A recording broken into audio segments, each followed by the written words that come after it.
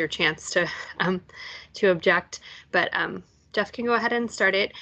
Today we're going to be talking about the Ask US panel. I'm not really going to go over anything because I don't want to steal the thunder of the presenters for today. But I'll be introducing the presenters. My name is Jenny Hunter-Childs. I work for the U.S. Census Bureau. I'll be introducing the presenters today. Let's hold questions for after all three presenters have gone. If you want to type them in the chat so you don't forget, that's fine, but we'll address the questions at the end. So let's go ahead and jump in. Our first presenter is Aaliyah Clark-Phobia. She is a U.S. Census Bureau researcher working on the Ask US panel. She leads the Research Platforms and Applications Group at the Center for Behavioral Science Methods at Census. Her recent work focuses on issues of privacy and confidentiality in the decennial census, opinions on government use of administrative records, and questionnaire pre-testing methods. So Aaliyah, it's all yours. Okay, thank you, Jenny. All right, I'm going to share my screen.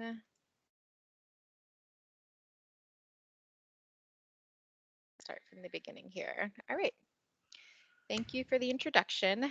So I'm kicking off this panel about developing an address and online probability panel within the federal statistical system. So throughout the research program for the decennial census and other research that we've done in our program, we found that we've had an increased need for online testing. And so in the past, for many of these research projects, we've contracted with organizations that offer online panels.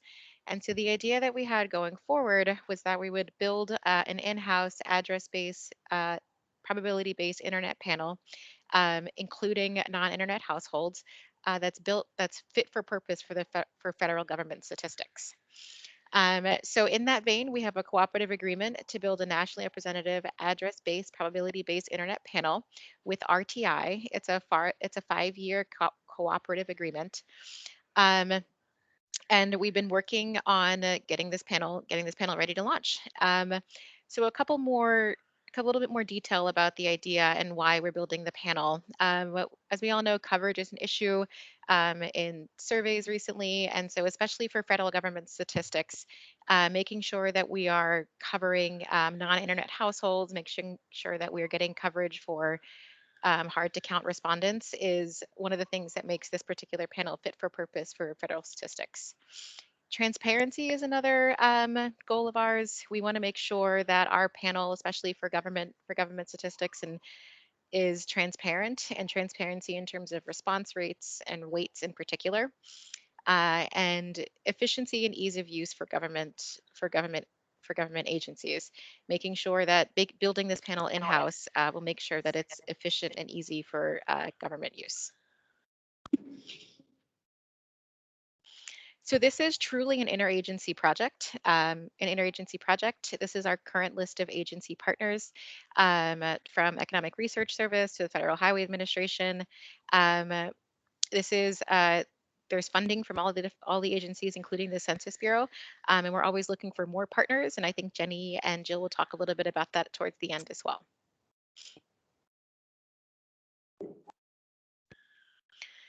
So the purposes for the panel, there are both long-term and some more short-term interests for what we envision the panel to be used for. Pre-testing in our shop at the Center for Behavioral Science Methods at the Census Bureau. Pre-testing is something we do a lot of, and so we're envisioning using the panel for pre-testing, including A/B testing and field testing for some of our production surveys. Opinion research, as Jenny mentioned, I do some opinion research on privacy confidentiality attitudes. So we're looking forward to using the panel for continuing that research, as well as other types of opinion research. Experimental national level statistics is another issue we envision using the panel for. I'm not sure how many of you are familiar with the Household Pulse survey, but the Household Pulse is an experimental data product, and we envision that some of the national level statistics that might come out of the panel will also be experimental. Experimental data products actually are, if the response rate that you get is below what OMB requires for official statistics, it becomes an experimental data product. So as in the Household Pulse, if we're not able to get to the high enough response rates, it'll be experimental national level statistics. So we look forward to experimenting with how that might work in the panel. Administrative records research is another goal of ours. We have plans to link the survey responses from the panel with administrative records, both within the Census Bureau and possibly with other types of administrative records available. And it'll be interesting to see the survey responses along with the admin records and see what kind of research we can do linking those together. Another piece is proxy reporting. We envision proxy reporting research as another use for the panel. We will be sampling 2 respondents per household so that we can do some work around proxy reporting. And finally, one of the longer term goals of the panel is a public use file. Similar to Household Pulse, we do plan to release a public use file so that others can do research with the panel data as well. So our proposed sample design, we plan to target a population of United States adults 18 years of age and older that are living in residential dwelling units. We plan for about 15,000 adults. Right now it's English and Spanish speakers only. And again, we're gonna randomly select up to 2 adults per household. Uh, this is we will sample from RTI's enhanced address-based frame. It'll be a national probability sample. Even though we're looking for this sort of general group of 15,000 US adults, for agencies that have specific needs, there will be opportunities to create supplemental samples for different types of groups of respondents, such as maybe parents for children or people in the military, those types of samples.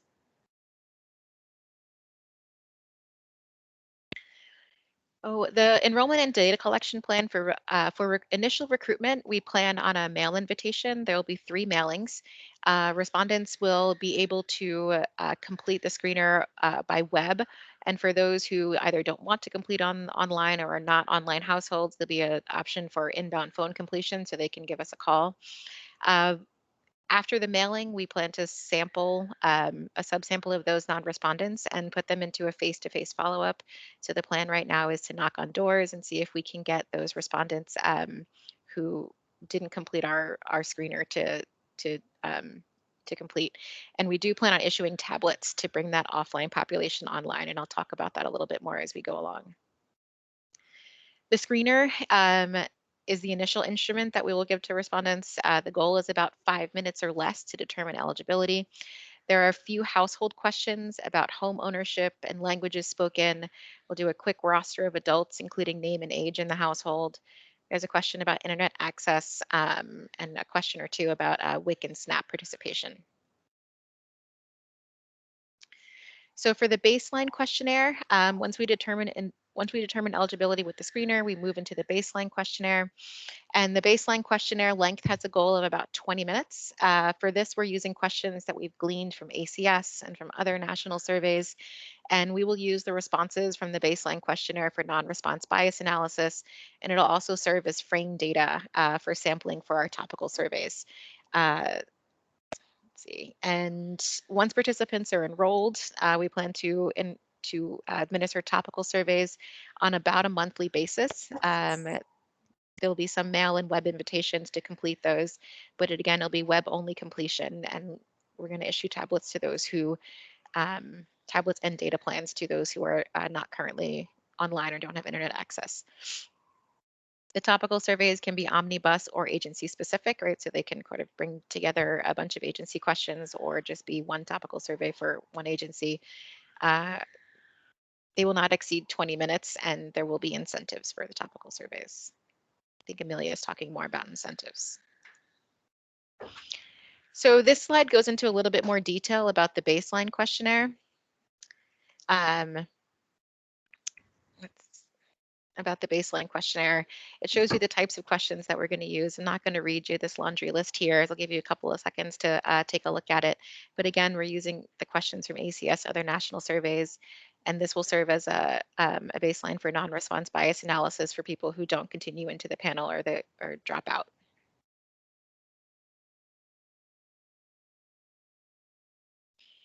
Okay, and if we have any questions about this particular slide or the topics for the baseline questionnaire, we can talk about that in the question section. Okay, so the timeline. So as we were beginning to build the panel, there were some questions that we had about operations and questions that we had about issuing tablets that were not clear in the literature. So we decided to start with a pilot or soft launch of about 1,500 cases to test operations. There's also some issues with the changing environment for data collection and the efficiency and effectiveness of our recruitment mode. We do plan to do face-to-face interviews for the non-respondents to the mail invitations, or for a subsample of non-respondents. And with the pandemic, there's questions about how efficient and effective face-to-face can be, and also about how the pandemic has brought some populations that were previously offline online. So there's some questions that weren't in literature, and it's also the changing environment that has us wanting to test operations before we dive deeper into the larger panel. So that'll be this summer, and starting in summer 2022, we'll build the full 15,000 respondent panel. So the pilot design. So like I've mentioned a few times, one of the main questions that we have is, one of the main things that we're going to do is issue tablets to the offline population to bring them online. We're going to start by sampling hard to count respondents in low income and low internet tracts. And for the pilot, we will administer the screener, the baseline survey, and one topical survey. The research questions for the pilot are, will eligible participants and not internet households be willing to participate in the panel through a study provided tablet? And we hope that administering the baseline survey and one topical survey will give us enough data about recruitment and retention for at least one topical survey. Is face-to-face recruitment an effective method that increases participation and reduces the potential for non-response bias without being cost prohibitive? Again, knocking on doors is an expensive proposition, so making sure that we're balancing the costs of that face-to-face recruitment with actually being able to bring populations online and getting the coverage that I mentioned in the first slide.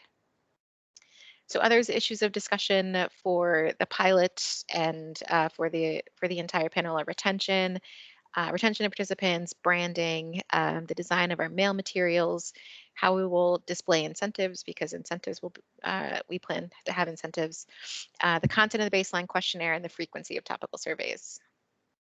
Right now, we do plan to do monthly. That's one of the questions we have going forward.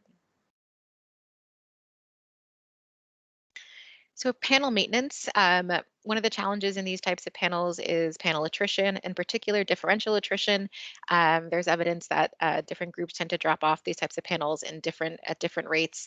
So the plan for panel replenishment right now is to release replenishment samples quarterly. We plan to monitor the distribution of the panel along key domains to see what types of attrition we have and what groups are attriting at different rates. The replenishment samples will employ a stratified design that adjusts for household and person selection probabilities to account for the observed patterns that we're monitoring. One of the questions that we hope to answer in the pilot is, again, if we need face-to-face recruitment for the panel replenishment. So the stratified design will be unclustered if we decide we do not need face-to-face recruitment for the replenishment samples, but it will be clustered if we decide that face-to-face recruitment is effective. And we expect that the sample sizes will vary by quarter based on the number of active panel members that we have remaining. All right, and with that, I will turn it back to Jenny for the next panelist. Thank you. Thanks very much, Aaliyah. So our next panelist is Amelia Pecheva. She's a senior survey methodologist at RTI International and an adjunct assistant professor at the University of North Carolina, Chapel Hill, and also an instructor at the University of Michigan Summer Institute. Her research interests include the interplay between non-response and measurement error and sources of measurement error in cross-cultural surveys. She currently serves as the principal investigator for the Ask US panel. Amelia, it's to you. Thank you, Jenny. I will share my presentation with Jill, so I will do the front part.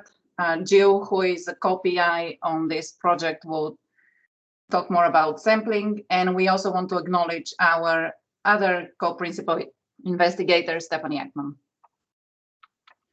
So I would provide more details on the pilot design. Aaliyah already touched upon some of the major components of the pilot design, and I would provide more details. So we have as Alia mentioned, 2 observational goals, and we would also have 1 experimental goal. So given that we are doing an ABS sample, a logical question would be who really bothers to open our mailings and how well would we do with our initial invitation. So this would be our experimental goal, basically to get these first impressions, who completes our screener and baseline, and I will talk more about this in a second. The observational studies that we kind of have embedded in this pilot would be who accepts our tablets. We know currently that about 7% of the US population is not online for various reasons. So we don't think providing everyone with a tablet would be a solution to everything. We really don't think that this is because people cannot afford to be online. There are various other reasons like confidentiality and privacy concerns and so on. So we just want to see how many of these people who are not online we would be able to attract to come online. And once they come online, would they proceed with our topical surveys? That's really one big decision question in terms of modes of data collection that we would offer through the main panel. And finally, as Alia mentioned, we would be launching a double sample for non-respondents. This would be a face-to-face data collection. And the goal is to see whether it's a costly effort. So is it worth the money to pursue those who we cannot get through mail mode with face-to-face in terms of coverage and non-response? Can we adjust for both coverage and non-response with our weights? So as already mentioned, this would be a clustered ABS sample of about 5,000 respondents. All would be adults 18 and older. With the pilot, we're focusing on the hard to reach populations. So the pilot would be about 10% of our main sample. And these are not throwaway cases. So I think Alia already implied that these are people who we are continuing with the main pilot, with the main panel. Hard to reach populations would include people with low internet penetration, because we really want to see how would we be able to convert or not convert non-onliners, Hispanics, and people with low income. And Jill will talk more about these details in a second. So our pilot would include 3 phases. The first one is the initial recruitment, when, as already mentioned, we would have 3 mailings of various kind, brochures, first of all, initial letter, then brochures, then postcards. The completion mode that we would request respondents to use would be web or inbound CATI. And for this effort, respondents would receive a $5 prepaid incentive with the initial invitation, $5 early bird screener incentive, and everybody who is eligible and completes the baseline would receive a $20 incentive. After the initial recruitment effort, we would subsample about 50% of our non-respondents to be followed up in face-to-face mode. For those people, we would also offer a $5 screener incentive, and those who are eligible to proceed and complete the baseline would receive $20 incentive. And finally, about 4 weeks after this initial recruitment effort, respondents would receive their first topical survey. They would receive this through email, text, and when really desperate, mail invitation. And the completion mode would be web. For each topical survey, currently we're planning to give respondents a $20 incentive. So we're hoping to recruit around 1,500 sample members. We are assuming that about 680 of them would complete the baseline by web or inbound CATI, and the rest would become eligible for the face-to-face double sample. We're assuming that tablet distribution, that will distribute tablets to about 250 respondents. Not, as I mentioned, we don't expect everyone to accept a tablet. The distribution would be either in person when we do the non-response follow-up in face-to-face mode, or by mail when respondents call us and do the baseline and screener and express inability to be online, then we can mail them a tablet with instructions. We expect about 65% completion rates to the first topical survey. I think we already mentioned that panelists would commit to a 3-year participation in the panel. If they receive a tablet, this tablet would be with a data plan that would be supported for the 3 years of their participation.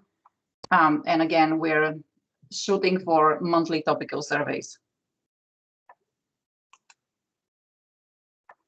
So this is just a slide that kind of summarizes what other panels are doing in terms of incentive amounts and overall incentive structure, and also to kind of justify why we decided not to go with an incentive experiment for the pilot. We felt that we have pretty sufficient information to be able to make a good decision on incentive structure and incentive amounts at different stages. So that's one. That's really just to summarize what we looked at and how we decided not to do an incentive experiment. I mentioned that we really wanted to focus on first impressions, like who is opening our mailing materials. So we thought that it would be very important to focus on sponsorship. And I will just move to this slide. So one of the focus, as I said, would be sponsorship. We really want to see, does it matter whether we mention the government explicitly or if we have some more ambiguous, enthusiastic message to encourage people to participate in the survey? And this is what would show on the initial envelope. We know that there is a lot of literature on sponsorship that suggests government sponsorship typically increases response rates. We couldn't find anything more recent that would suggest that's still the case, given the past few years. And we also don't know how this relationship has changed or not changed between Hispanics and the government. So we decided that this is a pretty important focus for us. So we have 2 conditions under sponsorship. We would have the name of the panel, and then in one condition, we will have US Census Bureau and research partners. And in the other condition, we will have a really vague help inform our nation's future, no explicit mention of government. We also wanted to see really what would entice people to open an envelope, because if they don't read these little messages that are on the envelope, would there be something else? And we know that recent experiments on visible incentives suggest that they work great for increasing response rates. But we were kind of concerned that nobody has quite explored the relationship with government sponsorship and visible incentives. And we were afraid that this may backfire. So we decided to launch another small experiment on the prepaid incentives. So everybody's receiving a prepaid incentive. The experimental condition is whether people can see that there is a prepaid incentive in the envelope, or whether they would be oblivious to that fact. So we essentially have a 2x2 design, which would give us power to detect about 6 percentage point difference in response rates if we just look at the marginals for each of these. For just sponsorship or just incentives, we would be at the realm of 3 percentage point difference in response rates. So we feel pretty good about this ability, and we feel that we would learn a lot going forward, how to design our materials for the main panel. And with this, I will give the floor back to Jenny to introduce our next panelist. Thanks very much. Thank you, Amelia. So Jill Deaver is a co-principal investigator, as Amelia mentioned, on the Ask US panel.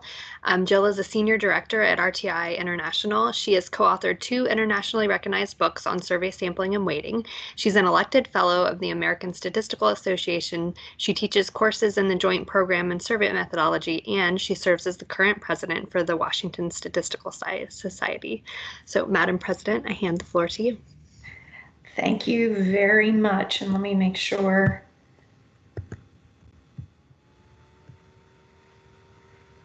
Yes, I think we're good. Okay, good afternoon, everyone. And thank you for this opportunity to talk a little bit more detail on the sampling design and touch on analyses. Some of these topics have been mentioned by my colleagues, and so as you can tell, we're all excited about this particular aspect and the study at large.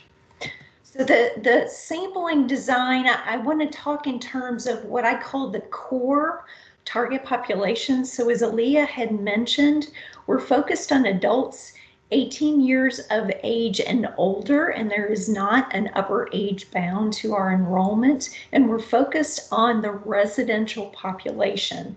And we are going to select these individuals through a probability-based sample design using RTI's enhanced address-based sampling frame, ABS frame, as the source. And I want to give a shout out to Mr. Joe McMichael, our ABS expert, who has joined this meeting. So any really tough questions about the ABS frame, I will enlist his assistance. So that's the core target population that we're going after. And as Aaliyah had also mentioned, there are discussions about augmenting our panel with additional specialized subpopulations. For example, active duty military, spouses of active duty military, parents of school-aged children, and even mention about small business owners being as a potential, again, augmentation. And we would again select a probability-based sample from a supplemental list frames for these specialized populations, in addition to obtaining certain subgroups from information we obtain through the household roster. And that's either the roster that was given in the initial screener or updated information that we get from the household at some later point. So again, we are targeting for the panel itself, the core panel, approximately 15,000 adults. 10% of that enrollment will be obtained through the soft launch or the pilot study. So we mentioned a couple of times that we are selecting up to 2 adults in the household. For the pilot sample design, we're not going to restrict any of the sampling based on characteristics that we obtain during the screener. We're going to have a simple random sample. This is an area of investigation where we might have targeted rates for what we call the main sample design, but this and several other aspects from the pilot are going to fully inform the main sample design. And I'm sure we'll look for opportunities to talk on that topic later. So, mentioning the analysis of the pilot study. So I list here some of the topics that we're going to look at. So Amelia talked about our experimental design conditions. So not only from a cost perspective, but also from, for example, a timing perspective. Could we potentially see enrollment quicker by one of these methods? So that's something that we're going to be looking at, in addition to naturally response rates. So tapping into that cost efficiency that we've mentioned. We're going to look at once a household respondent provides information in the screener, how quickly can we get individuals enrolled in the panel through a completed baseline questionnaire, and then follow up with at least one topical survey during this pilot period. So again, looking at response rates, response patterns. Acceptance of the tablets, we already talked about that as well. So is that of benefit? Is it benefit from enrollment, from ensuring that we've got good coverage within our panel for those who do not have access to the internet via smartphone or tablet, or a home computer, or even stable internet access is one area of investigation. Amelia had mentioned the cost and the enrollment and the bias reduction benefits of an in-person non-response follow-up for about a 50% subsample from our non-respondents. And so we'll be looking to that to see, is this of such benefit that it could be included in the main sample design, or are we going to use this as a benefit for our hard to survey, hard to reach, hard to recruit subpopulation that is a heavy but not a sole focus for the pilot study. So having mentioned all of these aspects, let's dive into what the pilot sample design is going to look like. So we are targeting a 3-stage sample design where census block groups, around 20, will be sampled in our first stage from RTI's enhanced ABS frame. And we're going to do a probability proportional to size sampling within our 4 strata that have been mentioned before. And so somewhere in the neighborhood of 75 to 80% of our CBGs are going to be oriented to areas that are known to have or estimated to have low internet penetration, and that is going to correlate highly with low socioeconomic status, in addition to high concentration of the Latino population. So again, not complete coverage, or not complete targeting of these hard to survey subgroups, but a heavy skewing. In our second stage from our selected CBGs, we will be selecting a systematic sample of addresses using the delivery sequence file to ensure that we've got nice geographic coverage within these areas. And then, as I had mentioned before, selecting up to 2 adults that are resident within these households using a simple random sample. So, sample size. So we're going to start out, our initial goal is to select and release 4,800 addresses for this soft launch. And we are entertaining selecting a 20% additional sample known as a hold or a reserve sample that we will release if our assumed rates are less than what we had anticipated. And so you can see here, doing quick math from this table, that we are anticipating from our primary release of addresses somewhere in the neighborhood of 1,600 to 1,700 completed rosters. From there, we will select our panelists. And we're looking to, as we had mentioned, somewhere in the neighborhood of 1,500. We would like to enroll during the soft launch phase. And so right now we're projecting 1,551 adults, where a higher percentage will be enrolled in what we call our phase 2. That's the in-person non-response follow-up on a random subsample of non-respondents.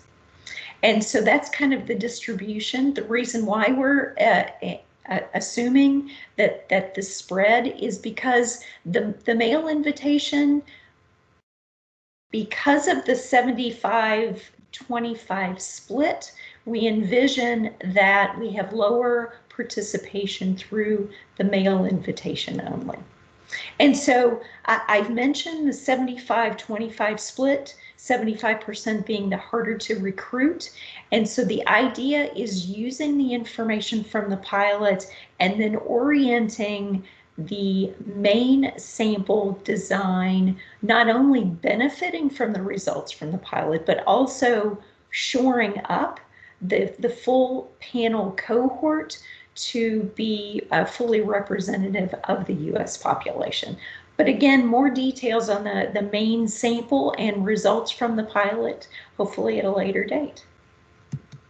So we've talked a little bit about analyses, and so just mentioning some of the ways we've got lots of data when everything is said and done for the pilot. So as we are working to enroll, we're going to be looking at the screener data, conducting non-response bias analyses to ensure that we've got good coverage as is intended for our pilot, but also to inform the main study.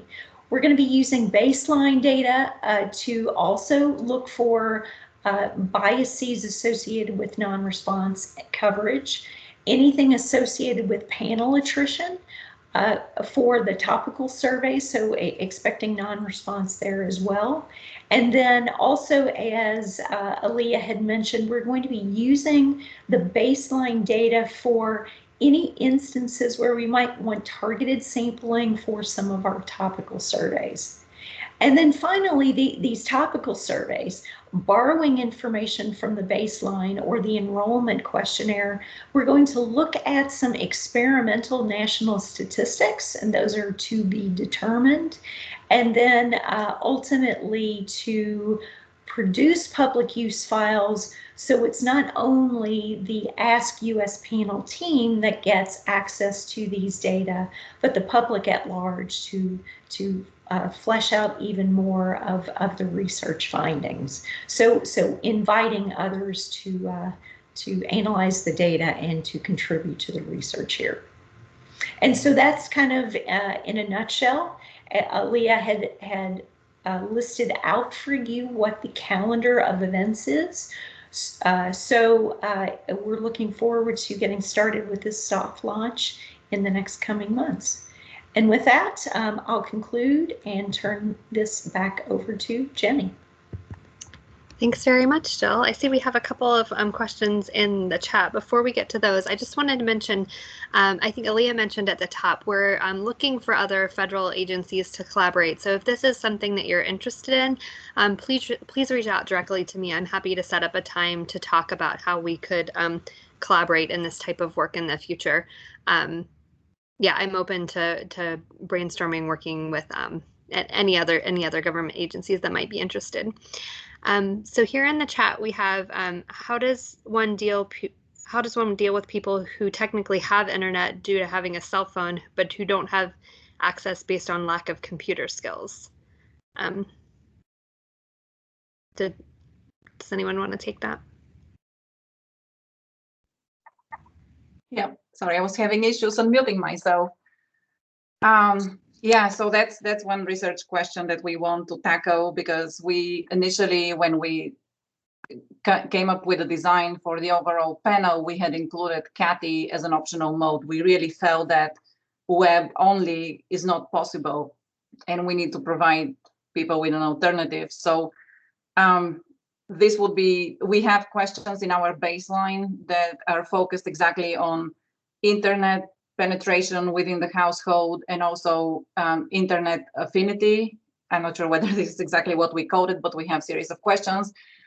And the responses to this question will determine whether you even are eligible for the tablet offer. But again, we feel that there would be people who would reject that offer and wouldn't want to go online for various reasons. And that's what we would find out. Who are these people? Can we adjust for them with our weights, or do we need to really introduce an additional mode of data collection? Amelia, did you also want to comment about completion of our questionnaires via smartphone? Oh, I thought the question was related to inability to be online in general and not willing to be online. Yeah, our the web instruments would be, what is the correct term? Optimized. No, like adaptable to various screens. So we will have what adaptive design, I think, is what IT people would call this. So people can complete all the surveys if they wish on their screen. But again, depending on how they answer the internet affinity question and internet penetration questions, they may or may not be eligible to get the tablet offer, with which potentially they can become panelists who are online. Yeah, I think we're hoping that having a mobile optimized instrument will deal with the people who don't have computer skills but have like cell phone skills, right? Yes. So the next question is from Teresa Davis. I'm curious about the visible incentive. What do you mean specifically by visible? Is there any concern about theft? So visible incentive essentially means that we're displaying the $5 bill through a window. So our envelope is essentially 80% window, and people can see the incentive clearly.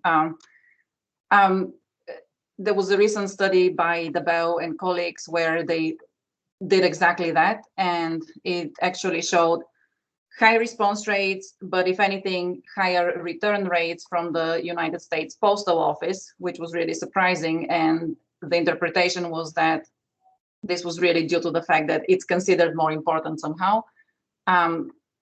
There were no theft issues reported, but again, TBD, we'll see how this works in our case.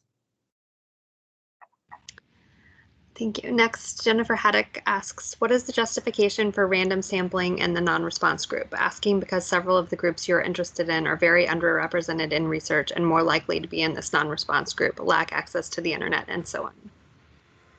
Great question. So the idea behind randomly sampling from the non-response group is tapping into the ability to weight up those individuals that are more likely to accept our invitation through a knock on the door.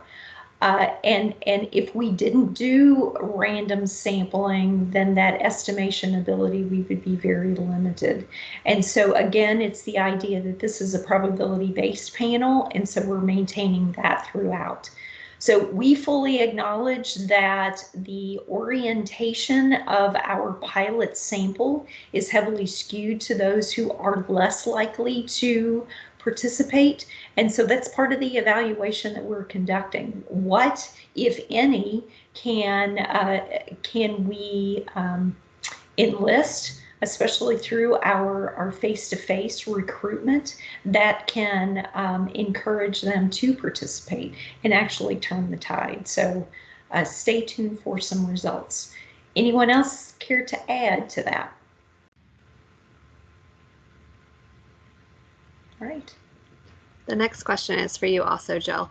For the 3-stage pilot sampling design, are you planning on sampling 20 census block groups per strata or 20 census block groups total? 20 census block groups total, and that's an excellent question.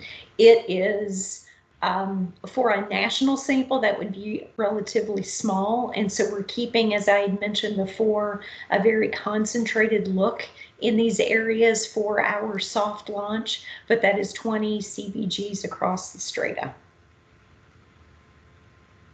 Thank you. The last question we have in the chat for now is, do you conduct a topic survey for other federal agencies with a fee once you have your panel? So I think this is talking about future collaborations. I think this is the plan, that there would be that ability in the future. Exactly how that's going to work has yet to be spec'd out, I think. But if anybody else wants to say something, you're welcome to.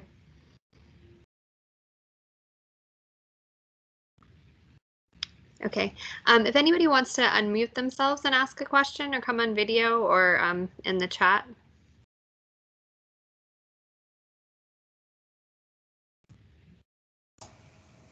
This is Darby Steiger from Westat. I'm curious about OMB approval of this panel, and specifically the idea of the prepaid incentive and showing visible money, and how they've reacted to that idea.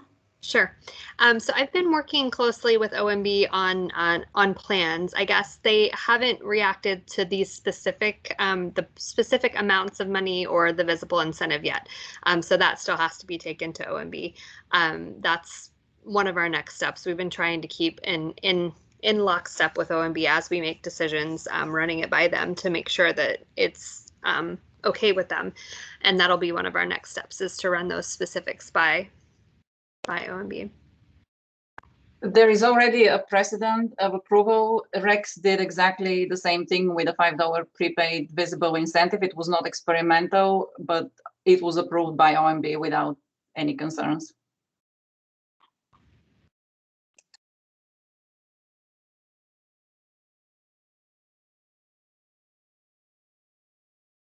Any other questions?